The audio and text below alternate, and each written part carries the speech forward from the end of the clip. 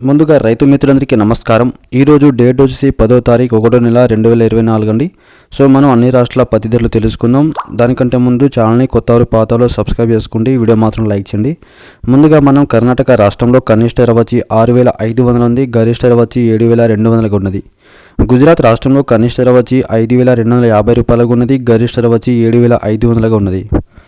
హర్యానా రాష్ట్రంలో కనిష్ట ధర వచ్చి 6,000 ఉన్నది, గరిష్ట ధర వచ్చి 6,774 రూపాయలుగా ఉన్నది.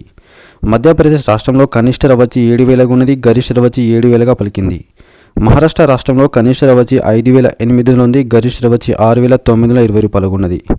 పంజాబ్ రాష్ట్రంలో కనిష్ట ధర వచ్చి 4,290 రూపాయలుగా ఉన్నది, గరిష్ట ధర వచ్చి 6,670 రూపాయలుగా ఉన్నది. రాజస్థాన్ రాష్ట్రంలో కనిష్ట ధర వచ్చి 4,700 ఉంది, గరిష్ట ధర వచ్చి 6,405 రూపాయలుగా ఉన్నది. తమిళనాడు రాష్ట్రంలో కనిష్ట ధర వచ్చి 3,660 రూపాయలుగా ఉన్నది, గరిష్ట ధర వచ్చి 6,930 రూపాయలుగా ఉన్నది. తెలంగాణ రాష్ట్రంలో కనిష్ట ధర వచ్చి 7,020 రూపాయలుగా ఉన్నది, గరిష్ట ధర వచ్చి 7,020 రూపాయలుగా ఉన్నది.